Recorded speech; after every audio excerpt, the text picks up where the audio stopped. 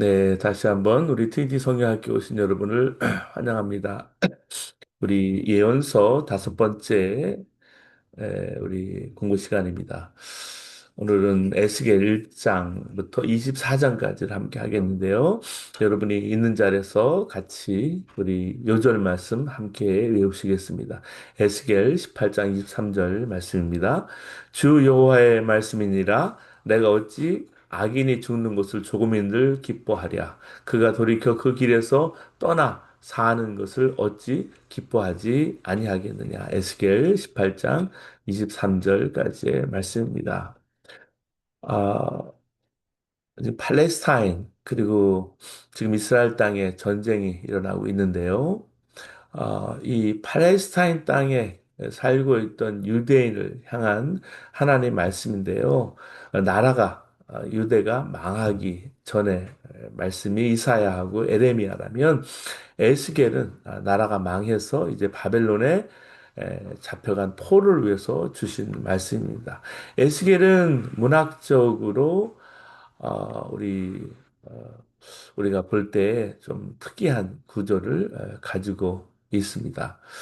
또 에스겔의 내용도 정체성도 파수꾼의 정체성을 나누고 있는데요. 우리가 에스겔이 본 심판의 메시지 그리고 에스겔의 환상을 통해서 주신 하나님의 말씀을 우리가 함께 나누기를 또한 원합니다. 우리 에스겔을 이렇게 보시면은 에스겔이요 구약성경에서 가장 좋아하는 성경이 무슨 책이냐 이렇게 물은다면 다 각자 좋아하는 책이 있겠죠. 시편이나 창세기나 뭐 잠언이나 요한복음이나. 근데 에스겔을 얘기하는 사람은 없어요. 왜냐하면 이해하기가 상징적이어서 매우 어렵기 때문입니다. 예를 들어서 한쪽으로 누워서 390일을 자고 반대쪽으로 누워서 40일을 자고 똥을 태워서 음식을 해 먹고 성문이 있는데도 성벽에 구멍을 뚫고 밖으로 나가는 모습 너무나 기괴하기 짝이 없는 그런 모습이죠. 그래서 설명해줘도 이해하기가 어렵죠. 그래서 이렇게 환상의 내용이나 이런 것들도 세부 내용들을 보면 암호의 조합으로 이루어져 있어서 각 문장을 잘 풀지 못하면 이 환상도 이 설명이 없으면 이해하기 어렵다는 말씀이에요. 그래서 에스겔의 이런 상징적인 특징은 포로기를 배경으로 기록되었다는 사실에서 일부 연관되어 있습니다. 에스겔이 포로 신분인데 자연히 그러니까 박해시기에 만들어진 문학, 묵시문학의 특징을 가지고 있습니다. 요한계시록도 묵시문학이죠. 묵시문학은 주로 박해받는 상황 속에서 유대인과 초기 그리스도인들에게 환상, 상징, 천상의 비밀을 통해서 하나님의 최종 승리와 정말로 그 구원을 전달하는 문학 형식이 묵시문학입니다. 그래서 역사의 종말 그리고 새 시대의 고뇌를 통해서 절망적 현실에 소망을 두는 게 묵시문학의 그런 특징이죠. 그 다음에 에스겔은 같은 내용, 이 주제를 반복을 계속하고 있는 것을 볼 수가 있어요. 오늘 에스겔 24장까지 볼 텐데요. 주로 예루살렘에 대한 심판 이야기로 채워져 있어요. 근데 주제를 보면 같은 패턴으로 반복이 돼요. 지도층의 부패를 책망하는 이야기, 돌이킬 기회를 이제 놓치고 심판만 남았다는 이야기, 하나님의 심판은 정당하다는 이야기, 이 주제가 반복이 됩니다. 또 예루살렘의 모형을 만들어서 그것을 땅에 던져서 깨고 자기 몸을 묶어서 390일 동안 왼쪽으로 묶고 40일 동안은 오른쪽으로 눕고 털을 잘라 바람에 날리고 똥으로 음식을 해먹고 허리가 끊어지는 듯 탄식하고 또 바벨론의 침략을 지시하는 안내판을 그리는 등 그 예언적 내용 역시 메시지를 반복해요. 그럼 왜 이렇게 메시지를 계속해서 반복을 할까요? 에스겔서는 단 한 시간에 한번 쭉 내려간 것이 아니라 각 문서가요. 이 센텐스가 있어요. 시간이라는 20년간 행한 예언의 모음집이기 때문입니다. 그러니까 단시간에 작성한 것이라면 반복의 횟수를 적절히 조절할 수 있었을 텐데 20년이라는 오랜 그런 센텐스에 그 기간에 그 예언한 내용을 모아놓았기 때문에 결과적으로 공통 주제가 너무 많이 반복이 된다고 볼 수가 있습니다. 반복이 또 의도적인 것으로 볼 수가 있어요. 그렇게 오래 예언했는데도 사람들이 전혀 변하지 않으니까 그 사람들의 완악한 마음을 반복적인 이 형식을 통해서 표현했다고 볼 수가 있고요. 예를 들어서 말을 알아듣지 못하는 자녀에게 부모가 같은 말을 반복하는 것 같이 완악한 이스라엘 사람들에게 귀에 못이 박힐 정도로 같은 내용을 반복해서 전한다라고 이해할 수도 있습니다. 자, 그러면 우리 에스겔을 바라보는 우리 제사장적 시각을 우리가 살펴볼 수가 있겠습니다. 에스겔은 바벨론이 597년 유다를 침공했을 당시 예루살렘에 있었죠. 그는 사독 제사장 가문 출신입니다. 다시 말해서 제사장 가문 출신이에요. 5년만 더 있으면 30세가 되면 제사장 역할을 감당할 수 있었다고 민수기 4장 3절에 말하고 있죠. 그 에스겔은요, 느부갓네살에 의해서 이제 바벨론의 포로로 끌려간 그러니까 1세대에 속한 바벨론 포로기의 사람이에요. 아까 사독 그 제사장 가문 출신인 이 에스겔에게 하나님의 영이 임할 때가 제 30년 넷째 달 5일이었다고 말하고 있습니다. 사실 뜬금없는 날짜잖아요. 넷째 달 5일. 대개 학자들은 이것은 에스겔이 제사장의 직무를 수행할 수 있는 나이인 30살에 30년 넷째 달 5일, 30살에 이뤘다는 것을 나타냈다고 봐요. 에스겔서는 그때를 여호와긴 왕이 포로로 잡혀온 지 5년째 되는 그달 5일이라고 재차 확인하고 있습니다. 그러니까 여호와긴이 왕위에서 이제 쫓겨나고 포로로 잡혀간 것은 기원전 597년입니다. 그때부터 5년쯤 지난 시간이니까 에스겔이 소명을 받은 때는 대략 기원전 592년경으로 봐야 할 것입니다. 포로 생활 5년은 아마도 지극한 절망의 어둠에서 스스로 그러나 가까스로 벗어나와 살아갈 궁리를 할 수밖에 없는 그런 시간이었을 거예요. 자, 포로로 잡혀간 이들, 폐위되었던 여호와긴 왕을 자기들의 정체성의 중심으로 삼고 이제 새로운 희망을 모색하고 있는 거예요. 그때를 얘기하고 있는 거예요. 그럼 배경은 어딜까요? 포로민들은요, 사이에 있는 땅, 지금 이라크, 이란에 있는 그쪽이죠. 유프라테스 강과 티그리스 강 사이에 있는 땅, 그발 강가에 자리를 잡고 살았습니다. 성경은 에스겔이 머물고 있는 곳을 뎁아빌이라고 했습니다. 홍수로 인해서 폐허로 변한 땅이 델 아빗이에요. 그 뜻이에요. 큰 물이 한번 지면을 이렇게 훑으면 애써 읽어놓았던 삶의 터전을 송두리째 무너지게 하잖아요. 그런 절망의 땅이었다라는 거예요.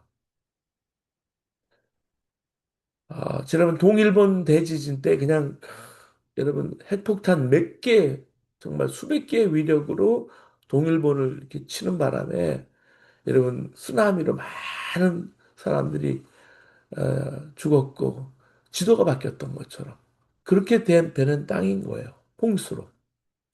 성전으로부터 멀어졌기 때문에 하나님의 백성으로서 정체성을 유지하는 것도 어려운 일인데 사실은 사는 것조차 생존 그 자체가 문제예요.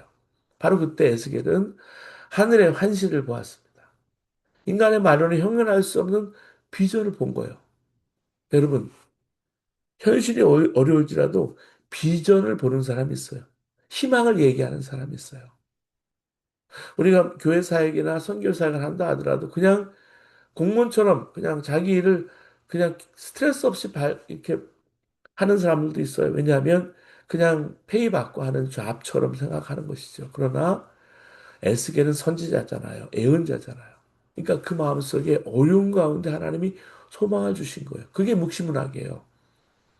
이 경이로움을 표현하기 위해서 에스겔이 동원하는 단어는 사실은 폭풍, 큰 구름, 불빛, 광채 이런 겁니다. 에스겔은 앞쪽은 사람의 얼굴이고 오른쪽은 사자의 얼굴이고 왼쪽은 황소의 얼굴이고 뒤쪽은 독수리의 얼굴인 네 생물을 보았습니다. 그런데 그 생물은 번쩍번쩍거리는 바퀴와 함께 움직이고 있었습니다. 그 위로는 광채가 둘러싸인 보좌가 있었어요. 어느 순간 그 보좌에서 소리가 들려와요. 사람아, 인자야, 일어서라. 내가 내게 할 말이 있다. 이 말이 의미심장한 거예요. 일어서라. 이 말은 단순히 앉은 자리에서 몸을 일으키라는 게 아닐 거예요. 그것은 절망의 자리에서, 실패의 자리에서 주저앉아 있는 포로맨들의 현실을 배경으로 해서 이해해야 합니다.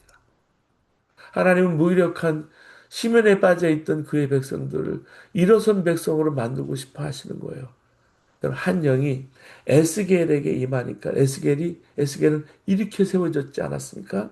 하나님의 영은요, 일으켜 세우는 힘입니다.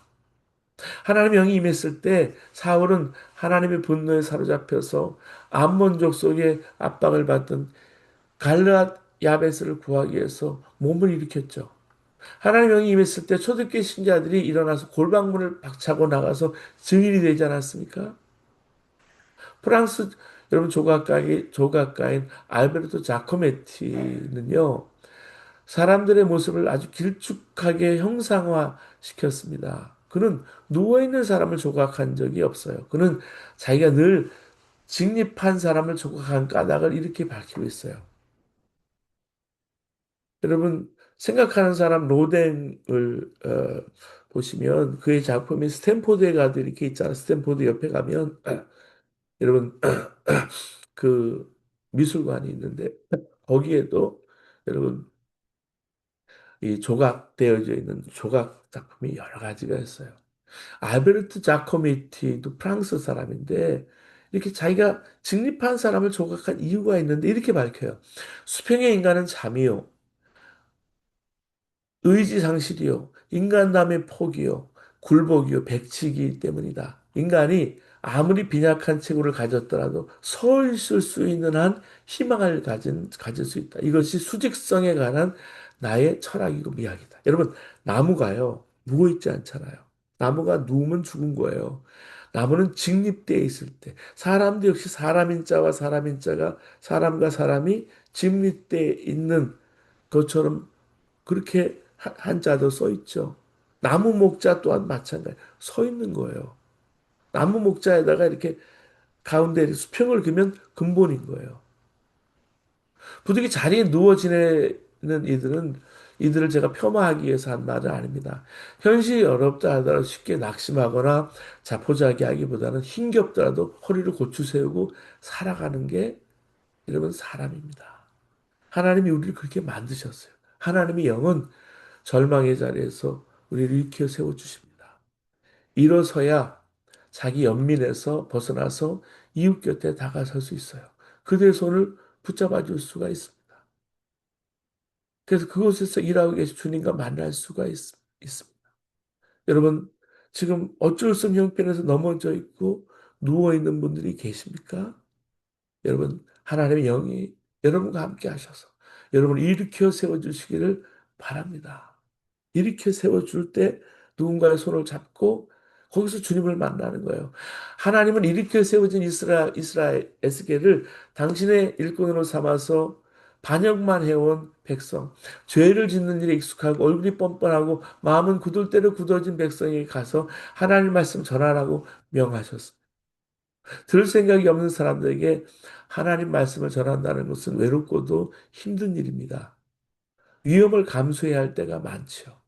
하나님은 가문이설로 에스겔을 유혹하지 않으셨어요. 오히려 에스겔이 가시와 찔레 속에 살고 전갈대 가운데 살게 될 거라고 말씀하십니다. 그럼에도 불구하고 그들을 두려워하지 말라고 이르십니다. 우리는 주님의 일을 하다가 결실이 보이지 않으면 낙심하죠. 하지만 성심껏 그분의 일을 수행한 이들은 그러한 현실에 절망하지 않습니다. 바울 사도가 갈라디아 교인에게 권면하는 것을 여러분 이 아침에 기억하시 바랍니다. 선한 일을 하다가 낙심하지 맙시다. 지쳐서 넘어지지 아니하면 때가 이를 때 거두게 될 것입니다. 갈라디아 6장 9절의 말씀이요. 여러분 이 사순절 한복판을 지나면서 넘어질 수도 있고 여러분 낙망할 수도 있어요. 결실이 보이지 않을 수도 있어요. 낙심할 수도 있어요. 근데 씨를 뿌리면 여러분 씨를 뿌릴 수 있는 힘도 하나님이 주시는 거고요. 하나님의 영은 우리가 누워있던 수평의 사람을 수직의 사람으로 이렇게 세워주는 거예요.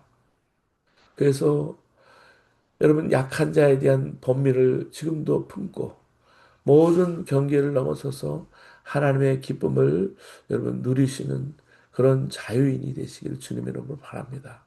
사람들이 아, 우리의 말을 그렇기 때문에 귀담아 듣지 않는다 해도 낙심할 필요가 없어요. 우리를 지배하는 것은 성령의 법이지 죄의 법이 결코 아닙니다. 듣지 않는 이들에게 하나님이 예언자를, 이렇게 에스겔 같은 예언자를 보내시는 까닭은 그들 가운데 예언자가 있다는 것을 기억하기 위해서입니다.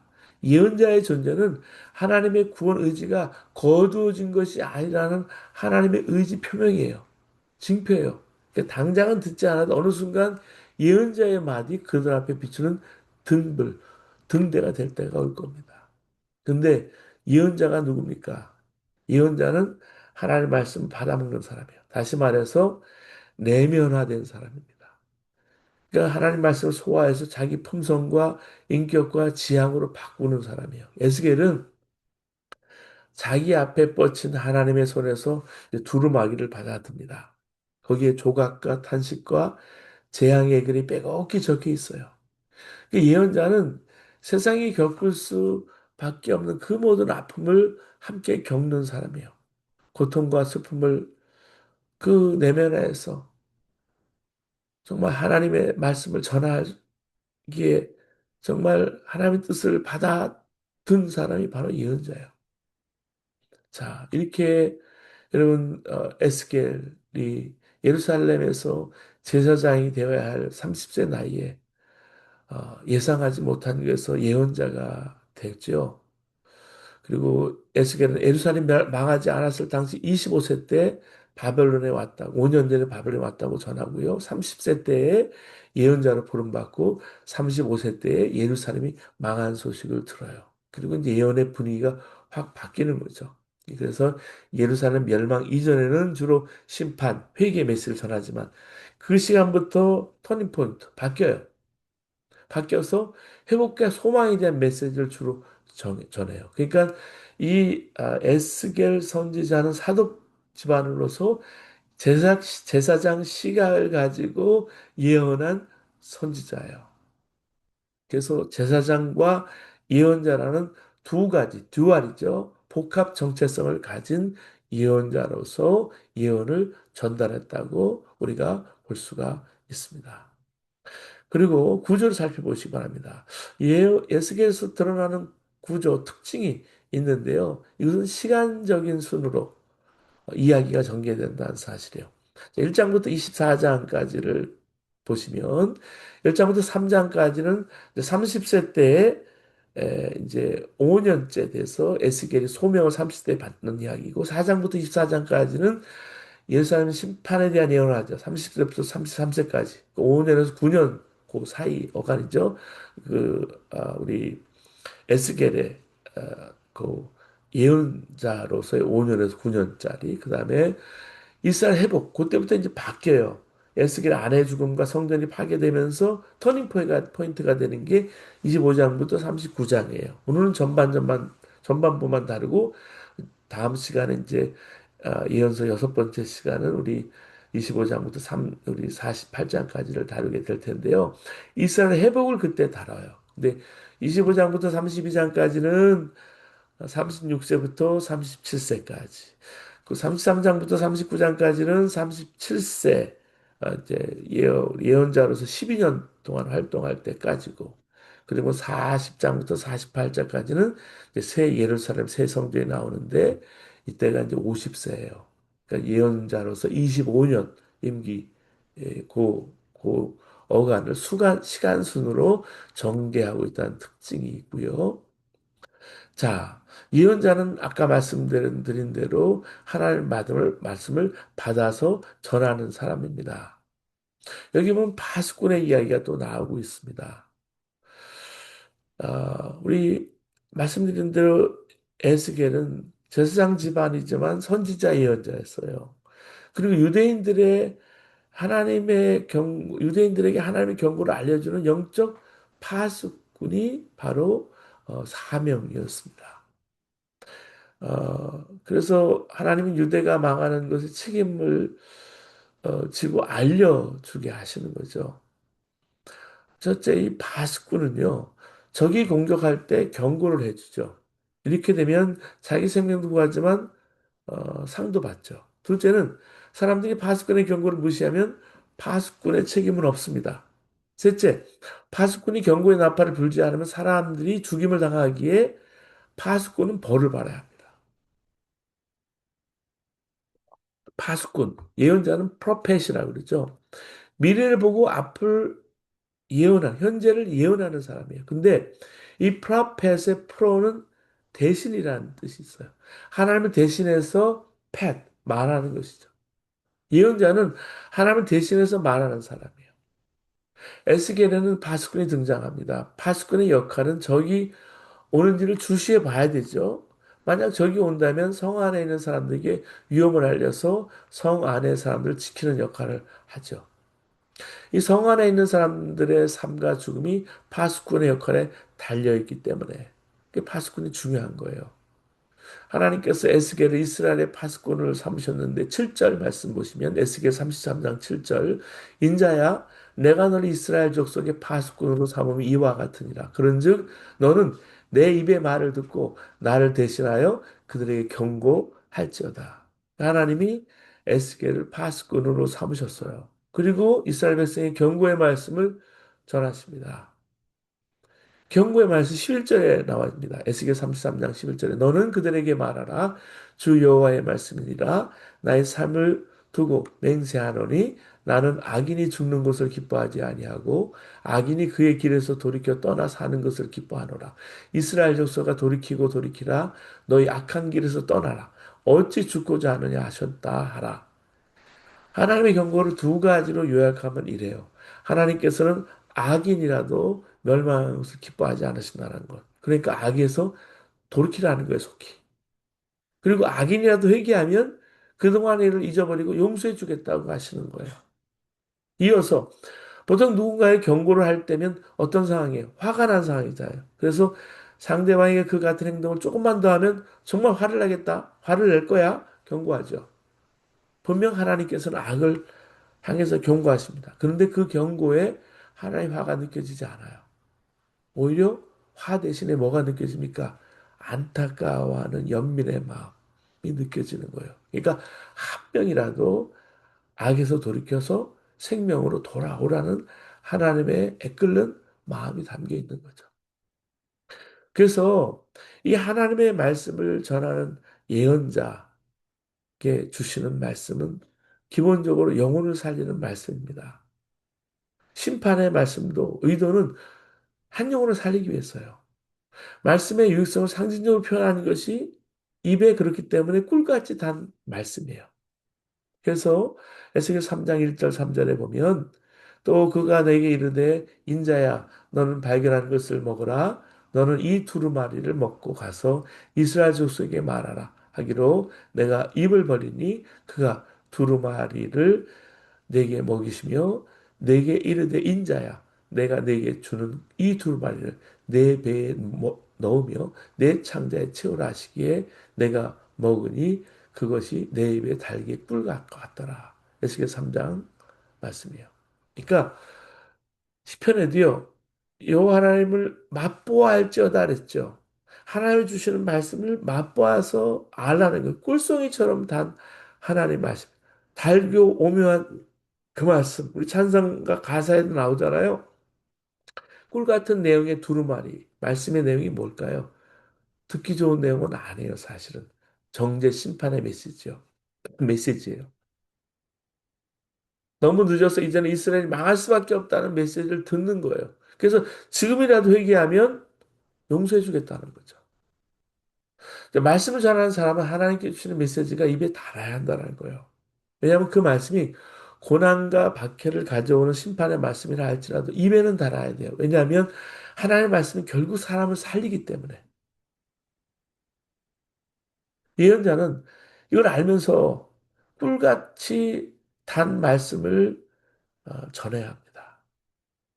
임박한 그 진노를 가지고 있지만 자신이 이 말을 금강석같이 굳게 하고 주신 말씀을 이제 전해야 되는 거예요. 그래 에스겔 3장 7절에 9절 말씀도 그 말씀이에요. 어, 그러나 이스라엘 족속은 이마가 굳고 마음이 굳어 내 말을 듣고자 아니하리니 이는 내 말을 듣고자 아니함이니라. 보라, 내가 그들의 얼굴을 마주 보도록 내 얼굴을 굳게 하였고 그들의 이마를 마주 보도록 내 이마를 굳게 하였으니 내 이마를 화석보다 굳은 금강석 같이 하였으니 그들이 비록 반역하는 족속이라도 두려워하지 말며 그들의 얼굴을 무서워하지 말라 하시니라라고 말씀해 주고 있습니다. 예를 들어 예수님의 사도들을 생각해 보시기 바랍니다. 부활의 복음을 전할 때 어려움이 없었을까요? 어려움이 있었죠. 하나님의 말씀을 전하기만 하면 모두 귀를 기울였을까요? 그렇지가 않죠. 그런 상황이 아니죠. 복음을 전하면 박해를 받아야 되는 상황이에요. 그런 상황에서도 복음은 전해져야 합니다. 왜냐하면 복음은 기쁜 소식이기 때문에 영혼을 살리는 말씀, 꿀같이 단 말씀이에요. 온갖 저항과 배척을 주는 쓴맛을 무력할 정도로 하나님의 말씀은 유익하고 생명력이 있는 말씀이에요. 디모데후서는 이렇게 말하죠. 모든 성경 하나님의 감동으로 된 것으로 교훈과 책망과 바르게 함과 의를 교육하게 유익하니 이는 하나님의 사람으로 온전케 하며 모든 선한 일을 행할 능력을 갖추게 하려 하십니다. 하나님의 말씀은 유익한 말씀이에요. 죽은 영혼도 살리시는 말씀인 거죠. 그래서 말씀을 전하는 사람과 마찬가지로 말씀을 받는 사람에게도 말씀은 꿀같이 달아야 한다는 거예요.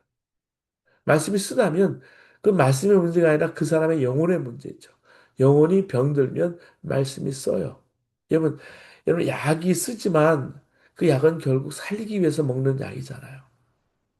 축복의 말씀이든 책망의 말씀이든 하나님의 말씀은 모든 영혼을 살리는 말씀인데 그 말씀이 입에 써서 도무지 받아들일 수 없다면 사람이 병든 거예요, 영혼이.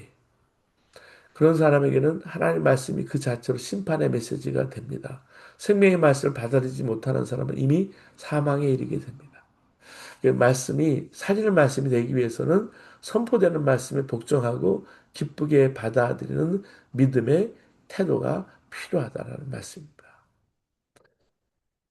그러면 이 파수꾼이 누굴까요? 파수꾼의 정체가 파수꾼은 말씀을 맡아서 전하는 사람입니다. 경고해서 알리는 사람이에요. 위험이 있다면.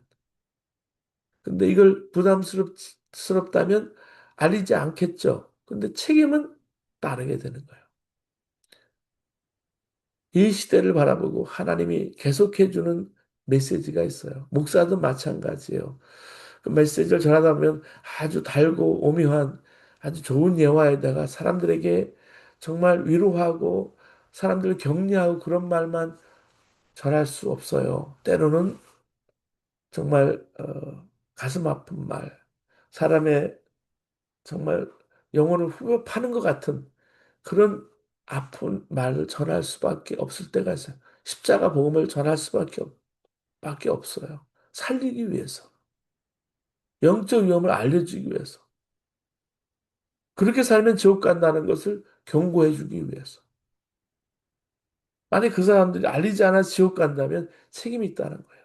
우리 가족 중에, 우리 자녀들 중에 그 메시지가 부담스럽다고 알리지 않는다면 나중에 하나님 앞에 서면 책임을 물으신다는 거죠.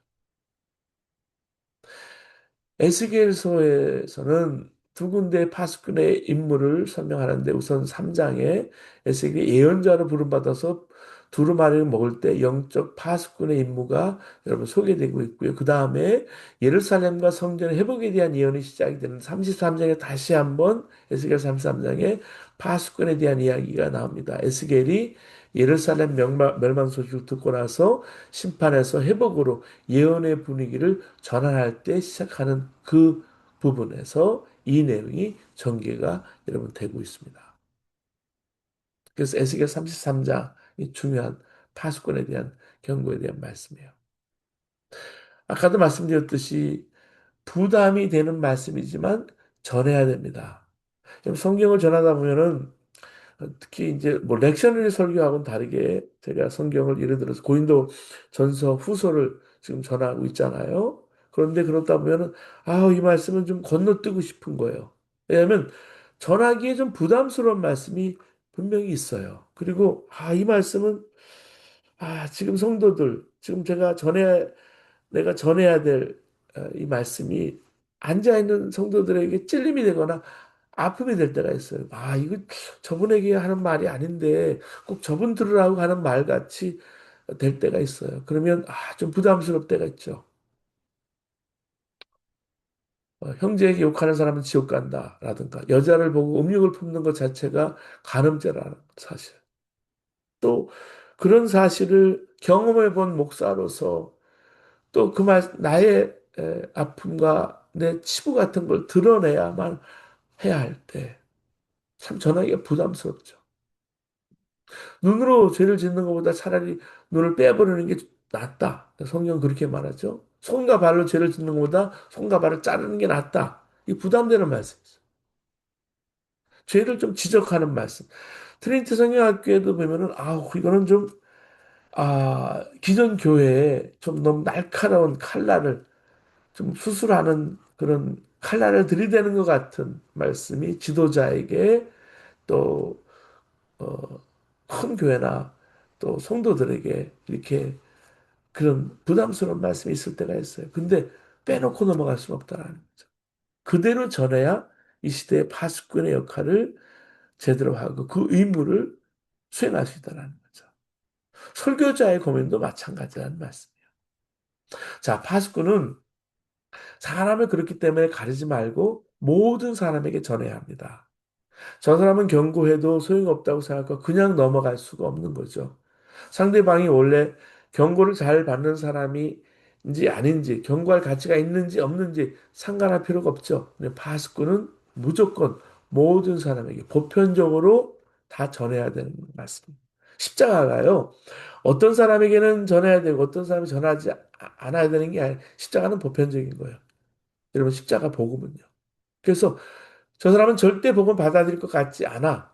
시간 낭비하지 말자. 저 사람은 나쁜 사람이야. 교회 전혀 득이 되지 않은 저 사람이 전도했다가는 교회 와서 큰일 낼 거야. 이렇게 사람을 가려서 복음을 전하면 안 된다는 거죠. 복음을 전한 전해서 들을 사람은 누구든지 교회 나올 수 있는 거죠. 자기가 이 사람은 되고 저 사람은 안 된다라고 심판자가 돼서 정할 필요가 없다라는 거예요. 우리는 파수꾼이기 때문에 최선을 다해서 복음을 전하기만 하면 되는 거예요. 하나님이 알아서 하시는 거예요. 그 다음은. 그래서 에스겔은 바빌론 포로기에 파수꾼의 역할로 부름을 받아서 하나님 말씀을 전했습니다. 여러분 에스겔은 어렵지만 말씀이 인기가 없지만 신학적 깊이나 신령한 깊이에 서 다른 선지자에 의해서 뒤처지지 않아요.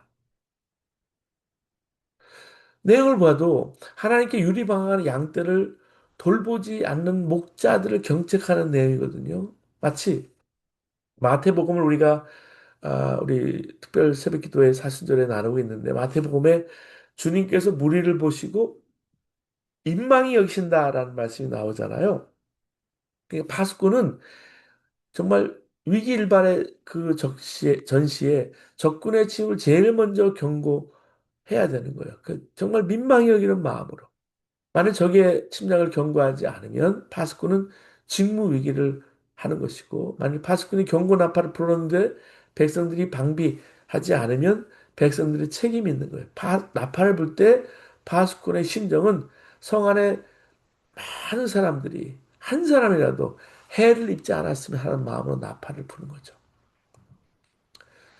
이 사도행전에도 열두 제자들은요, 교회의 전폭적인 기도와 후원을 받으며 수많은 백성들이 큰 나팔을 불었습니다. 흩어진 성도들은 작은 나팔을 불며 골목골목을 다녔어요. 큰 나팔과 작은 나팔 소리는 다르죠. 내용은 다르지만 여러분 사실은 한 가지예요. 하나님의 심판에 대해서 경고하고 있는 거예요. 첫 번째 나팔의 내용은 회심치 않는 자들에 대한 심판의 경고입니다.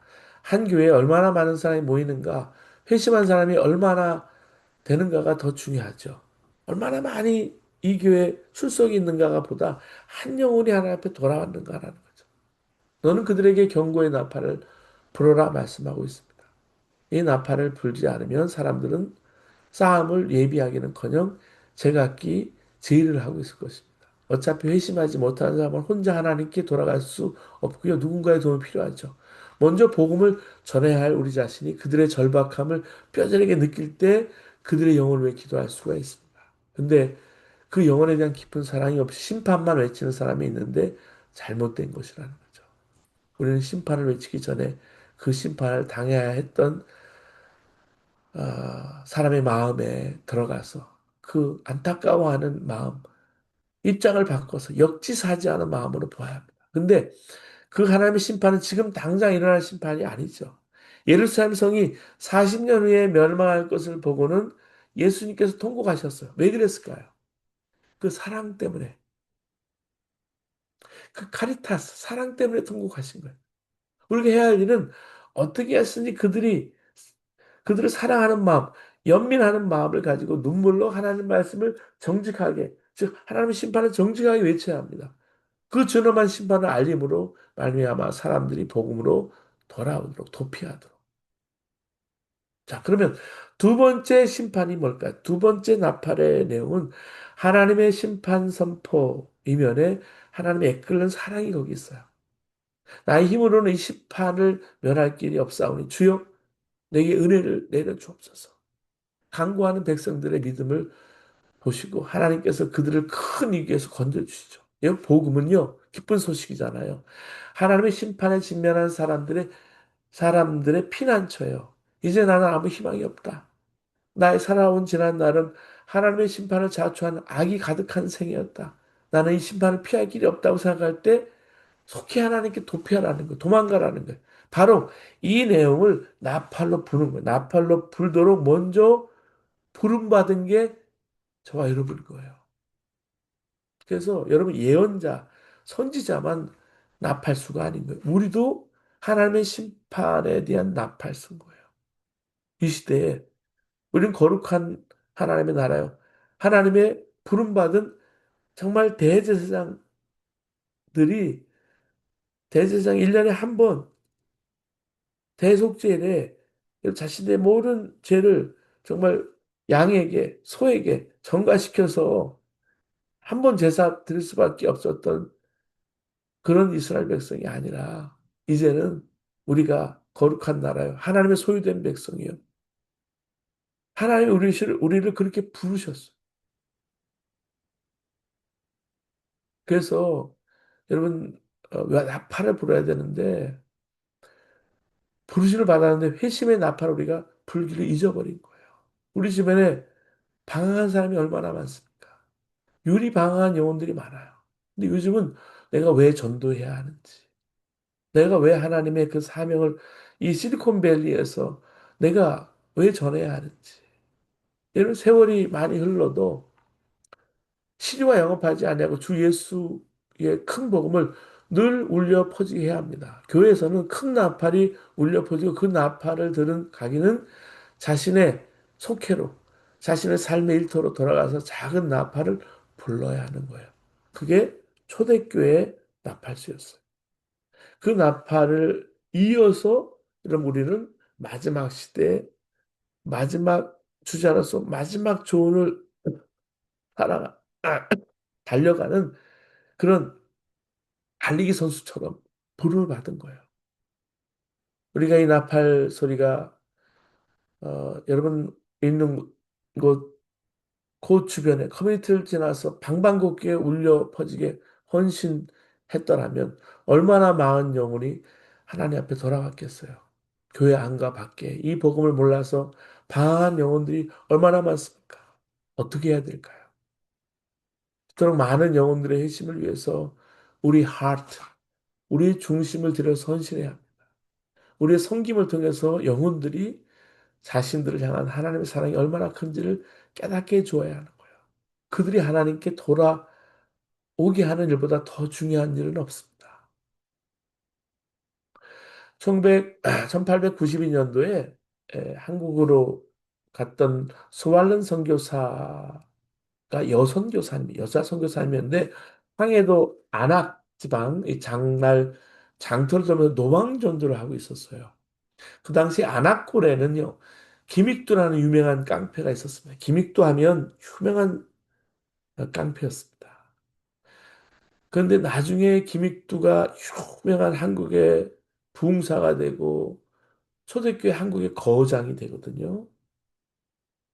근데 이 김익두에게 이제 세례를 받은 분을 제가 지난번 목회할 때 음, 같이 섬겼던 분이 계신데 그래서 김익두 목사님을 분이 알고 계시더라고요. 근데 1892년이니까 사실 시대적으로 암울한 상황이잖아요. 장보러 나온 장군들은 성황당에 들려서 제발 오늘 이 깡패 김익두를 만나지 않게 해달라고 빌고 돌멩이 한 개를 집어서 던진 후에 장터로 나오곤 했답니다. 근데 이 스왈론 선교사가 이 부인이 장터에서 그 김익두를 만난 거예요. 던, 그 전도지를 내밀어서 예수를 믿으라고 하니까 김익두가 전도지를 봤더니 코를 풀어버리는 겁니다.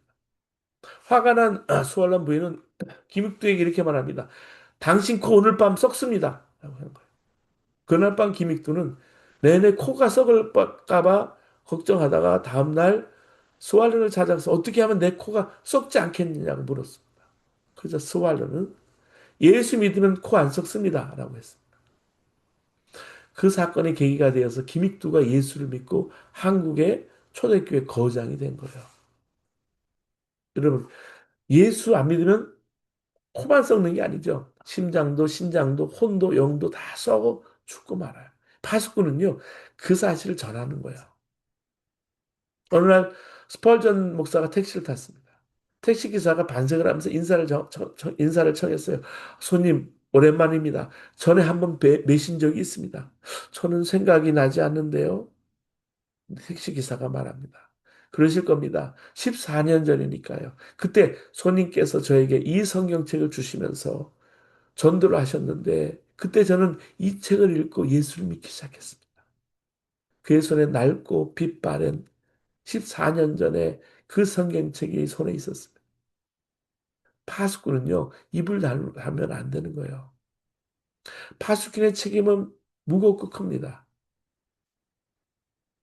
그 아기는 자기 죄악 중에 죽으려니와 내가 그 피를 내 손에서 찾으리라 하고 말해주고 있습니다. 에스겔 33장 3절에. 33장 8절에. 이런 파수꾼의 책임을 다 못하면 둘 다 죽게 되는 거죠. 성 안에 사는 백성도 죽고 파수꾼도 죽는 거예요. 그리고 혼자 남아도 그 책임을 물어서 처형하고 말죠. 그 핏값을 내 손에 찾겠다 했어요. 그 책임을 철저하게 묻겠다는 거예요. 영국의 유명한 정치가이고 워털루 전쟁 영웅이었던 웰링턴 장군에게 총사령관이 행군 명령을 내리면 어떻게 합니까? 어떻게 해야 합니까? 물으니까 웰링턴 장군이 진군하여 싸우는 것이다. 성공의 책임은 사령관에게 있다. 만약 출발하지 않으면 총살하겠다 대답합니다. 이런 말씀입니다. 복음의 나팔을 불지 않으므로 남편이 죽고 아내가 죽고 자식이 죽고 부모가 죽는다면 그 파수꾼은 어떻게 될까요? 영생 천국을 전하지 않기 때문에 남편과 아내와 부모와 자식이 지옥에 가게 된다면 그 파수꾼은 어떻게 될까요? 여러분, 사는 길로 인도해야 합니다. 그래서 예전에 우리 가족들 기도할 때 인가기도 한다는 말 하죠. 인도해서 정말 그 가족을 인도해서 바른 길 가게 하는 거죠. 에스겔 33장 11절 보면 너는 악인의 죽는 것을 기뻐하지 아니하고 악인이 그 길에서 돌이켜 떠나서 하는 것을 기뻐하노라. 이스라엘 족속아 돌이키고 돌이키라. 너희 악한 길에서 떠나라. 어찌 죽고자 하느냐라고 말씀해 주고 있습니다. 사람은 하나님을 경배하며 찬양하기 위해서 창조된 피조물입니다. 근데 그 길을 떠나서 죽는 길을 가고 있어요. 그, 그들을 사는 길로 인도하는 게 교회 할 일이고요. 여러분, 교회가 그렇기 때문에 제일 중요한 건 영혼 구원이에요. 회의하고 세미나하고 뭐 결의하고 조직하느라 정력 시간 신학 시간 낭비하느라 정작 전도하고 선교하는 일을 소홀히 하면 죽은 교회가 되는 거예요. 그럼 매일 그 조직은 싸우고요. 그러다 마는 거예요. 요한nes 웨슬리가 87세 되던 해 알렉산더 매더에게 이런 편지를 보냅니다. 죄가 아니고는 두려워할 것이 없는 사람, 하나님이 아니고는 원하는 것이 전혀 없는 사람, 그런 전도자를 100명만 보내주십시오. 그런 사람들이라야 지옥문을 부술 수 있으며 이 땅에 하나님 나라를 세울 수 있습니다. 에스겔 33장 20절을 다시 한번 주목해 보세요. 이스라엘 족속아 내가 너희의 각기 행한 대로 심판하리라. 이 파수꾼의 책임은 너무나 크고 중요합니다. 내 가족, 내 이웃, 내 친척, 내 친구, 내 동포를 사는 길로 인도하길 바랍니다. 죽도록 내버려 두지 맙시다. 이 에스겔 3장과 33장이 파수꾼에 대해서 다룰 때 잘못된 정보를 제공하는 경우는 다르지 않고 다가오는 위험을 경고하지 않는 경우만 다릅니다. 이유가 뭐냐면 경고를 전달받아야 할 대상이 악인이기 때문에 그런 사람에게 경고하기 싫기 때문에 인자야. 그래서 내가 너를 이스라엘 족속의 파수꾼으로 세웠으니 너는 내 입의 말을 듣고 나를 대신하여 그들을 깨우치라. 그렇게 말합니다. 파수꾼의 경고의 메시지를 전하기 싫어하는 이유는 악인이 그 일을 듣기 싫어하든지 파수꾼 생각에 그런 악인은 경고할 가치가 없다고 생각하기 때문에 그게 30, 에스겔 30, 에스겔 3장 17절 19절에 그 나와요. 기독교인이 마찬가지로 파수꾼의 역할을 감당하지 못할 때, 제대로 감당하지 못할 때 이유는 악인이 부정적인 반응이 보이잖아요. 그게 보기 싫은 거예요. 그러나 악인은 구원받을 필요가 없다고 생각하는 거예요. 더 나아가서 구원받으면 안 된다 그렇게 느끼는 거예요. 근데 악인이 구원받고 안 받고는 파수꾼이 신경 쓸 일이 아닌 거예요. 파수꾼은 무조건 전하게만 하면 되는 거예요. 그 다음은 하나님이 하시는 거예요. 그리고 이제 바퀴를 가진 하나님의 이미지가 나옵니다. 에스겔 이제 8장에 보면 에스겔이 성전에서 환상을 보잖아요. 구성구성마다 사람들이 예루살렘 성전 안에 가증한 일을 벌이고 있습니다. 성전의 북쪽 문 안에 하나님께서는 질투를 일어나게 하는 우상들이 서 있는 것을 봅니다.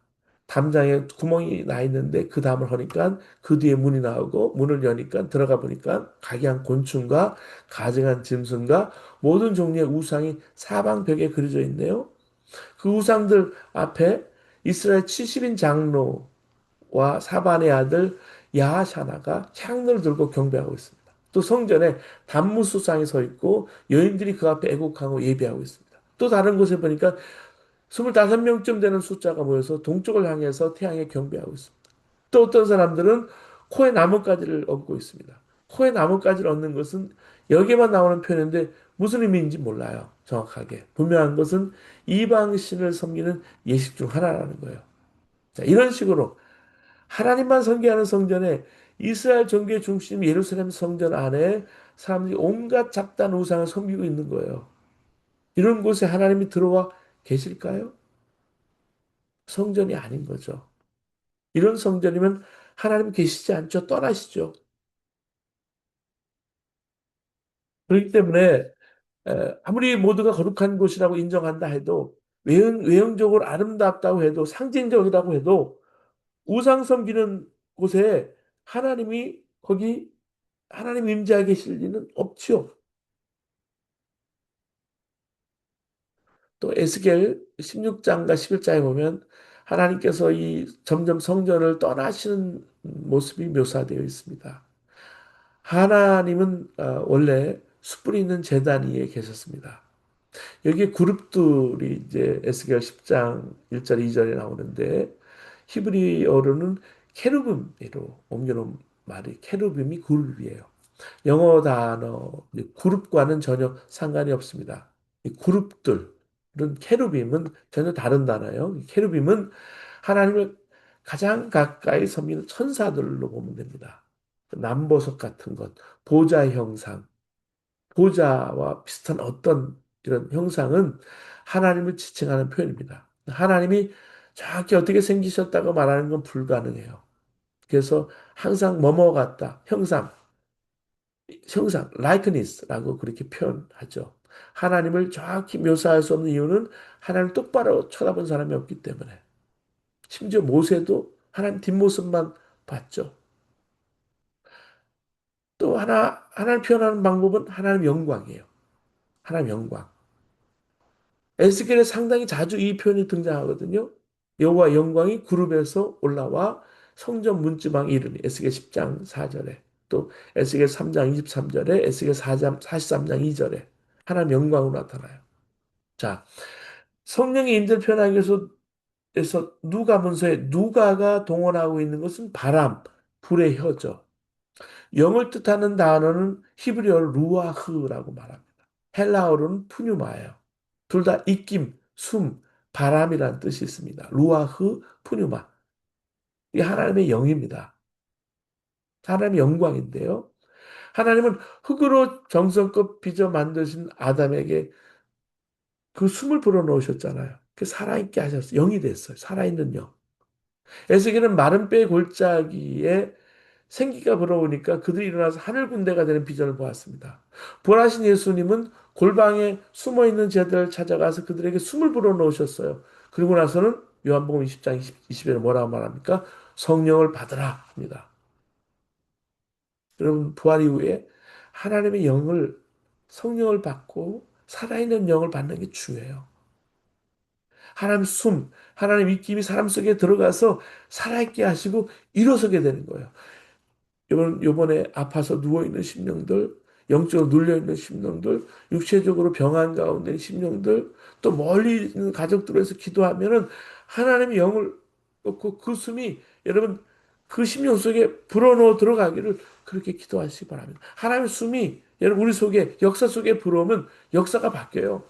봄에 따스한 햇살에 겨울에 움츠리고 있던 식물을 깨어나게 하는 것과 마찬가지로 성령은 생명의 영입니다. 살리는 영이에요. 성령이 임하자 제자들은 두려움으로부터 해방이 됐습니다. 하나님 꿈을 이루기 위해서 자신의 생을 바쳤어요. 그래서 그 변화 가운데 바울 사도가 정확하게 이렇게 그 성령의 역사를 이렇게 얘기합니다. 성령은 모든 것을 살피시니 곧 하나님의 깊은 경륜까지도 살피신다. 사람 속에 있는 그 사람의 영이 아니고서야 누가 그 사람의 생각을 알 수 있겠습니까? 이와 같이 하나님의 영이 아니고서는 아무도 하나님의 생각을 깨닫지 못합니다. 고린도전서 2장 10절에서 11절 말씀. 제가 번역 번호로 읽었잖아요. 성령은 하나님의 마음을 깨닫게 한다 그랬어요. 부모의 마음을 헤아릴 줄 알아야 그 철든다 그러잖아요.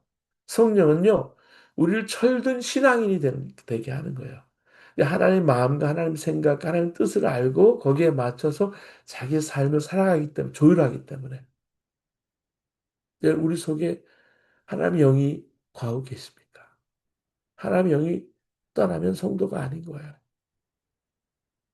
자, 이제 그 이스라엘의 바벨론 포로기에 활동했던 예언자 에스겔이요.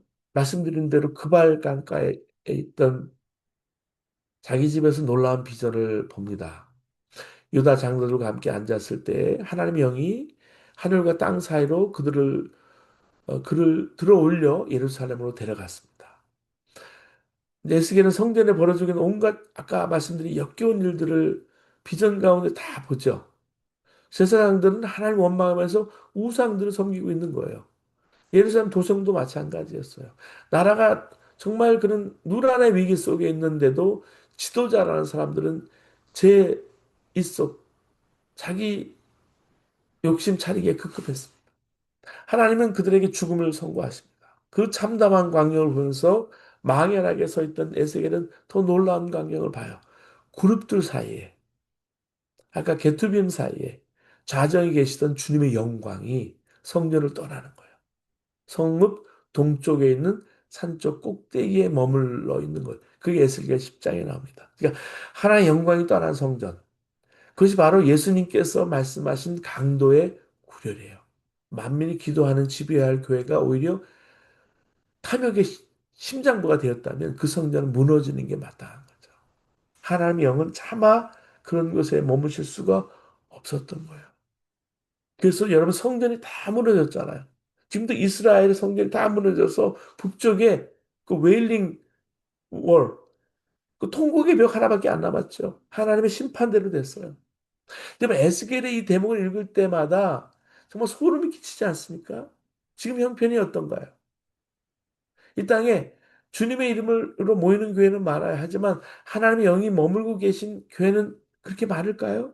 하나님의 마음 아픔을 함께 마음 아파하고 하나님의 손과 발이 되어서 주님이 하시려는 일을 수행하는 교회가 진짜 교회예요. 성령은 처음 사랑을 저버렸던 예배석 교회를 향해서 회개하고 처음 하던 일을 하라면서 그렇게 하지 않으면 내 촛대를 그 자리에서 옮기겠다고 말씀하셨잖아요. 이 말씀을 여러분 두렵게 우리가 들어야 합니다. 그리고 이제 여기 받기에 대해서 말하는 것이요. 10장 9절에서 13절 자세히 설명되어 있습니다. 내가 보니 그룹들 곁에 네 바퀴가 있는데 이 그룹 곁에도 한 바퀴가 있고 저 그룹 곁에도 한 바퀴가 있으니 그 바퀴 모양은 황옥 같으며 그 모양은 넷이 꼭 같은데 마치 바퀴 안에 바퀴가 있는 것 같이 그룹들이 나아갈 때에는 사방으로 몸은 돌리지 아니하고 나아가되 몸은 돌리지 아니하고 그 머리 향한 곳으로 나아가며 그 온몸과 등과 손과 날개와 바퀴 곧 네 그룹의 바퀴 둘레에 다 눈이 가득하더라. 내가 들으니 그 바퀴들을 도는 것이라 부르며 이렇게 말씀해 주고 있어요. 또 우리 10장 4절을 보면 성전 문지방을 넘어서 이제 바벨론으로 가는 그 모습을 하나님께서 제단을 떠나 성전 문지방으로 이동하는 모습을 표현하고 있는 게 에스겔 10장 4절이에요. 여호와 영광이 그룹에서 올라와서 성전 문지방에 이르니 구름이 성전에 가득하여 여호와 영광 영화로운 광채가 뜰에 가득했고 그 다음에 하나님은 성전 문지방을 넘어서 이동하십니다. 에스겔 10장 18절에 그 다음은 성전 동쪽 문으로 이동하십니다. 그게 에스겔 10장 19절에 그 다음에 성문을 지나서 동쪽 산으로 이동하시는 거예요. 에스겔 11장 23절에요. 즉 계속 동쪽으로 이동하죠. 과연 어디를 향할까? 바벨론으로. 하나님께 이렇게 성읍 동쪽 산에서 머무는 순간 하나님의 영이 에스겔을 다시 그가 있는 바벨론으로 옮기시고 환상이 사라져요.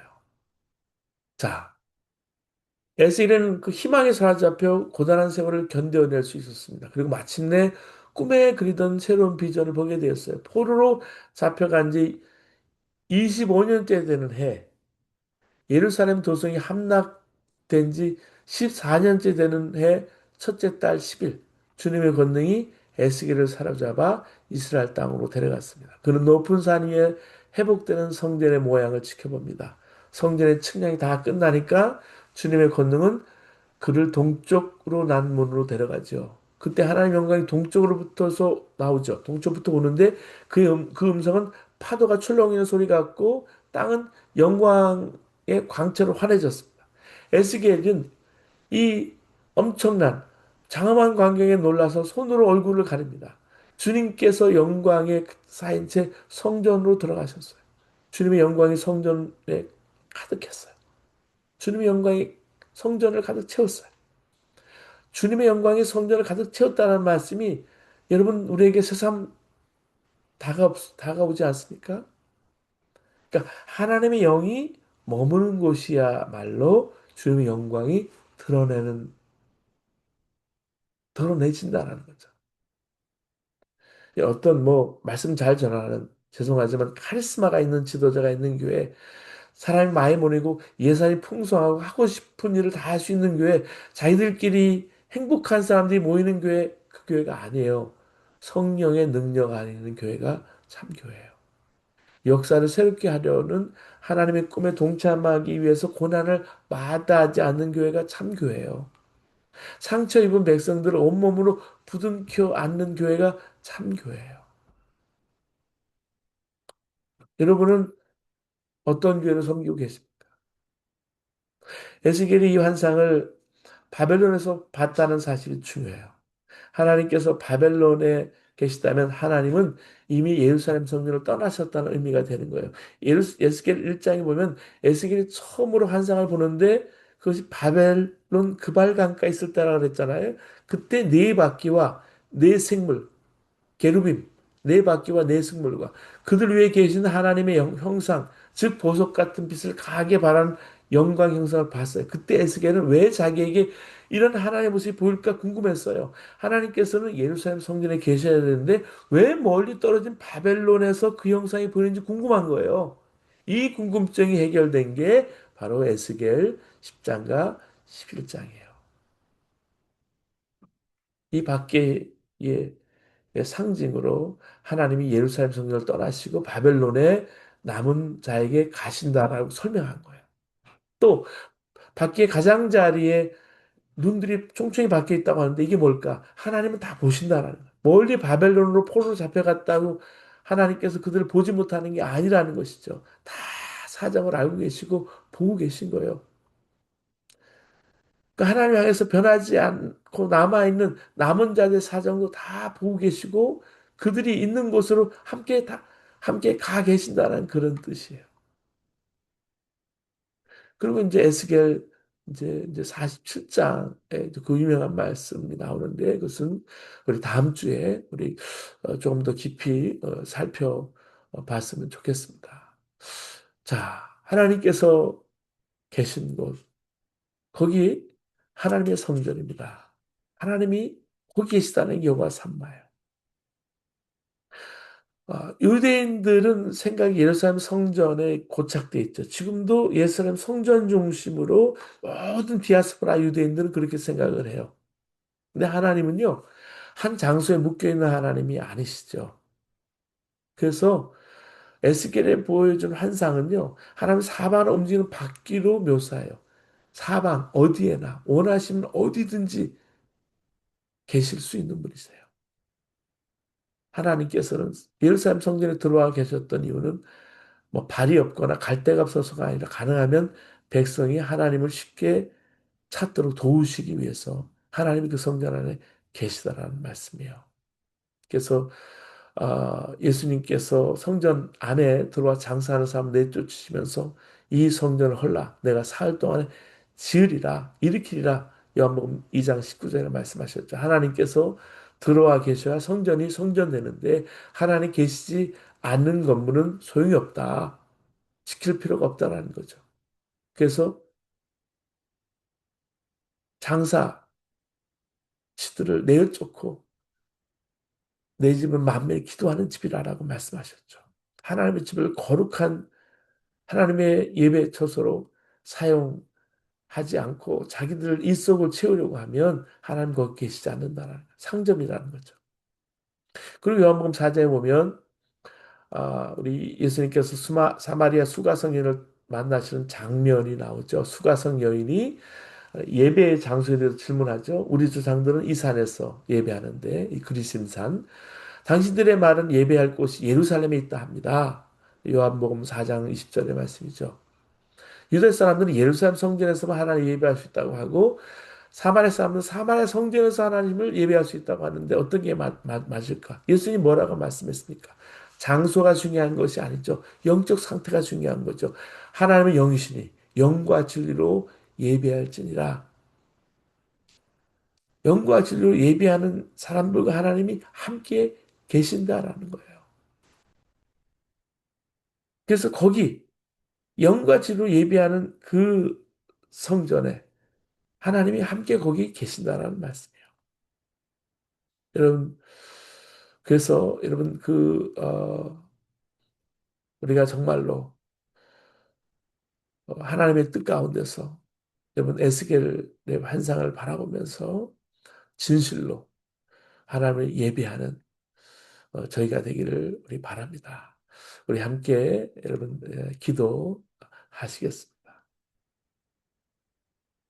우리가 이 보배를 질그릇에 가졌으니 이는 심히 큰 능력은 하나님께 있고 우리에게 있지 아니함을 알게 하리 하심이라.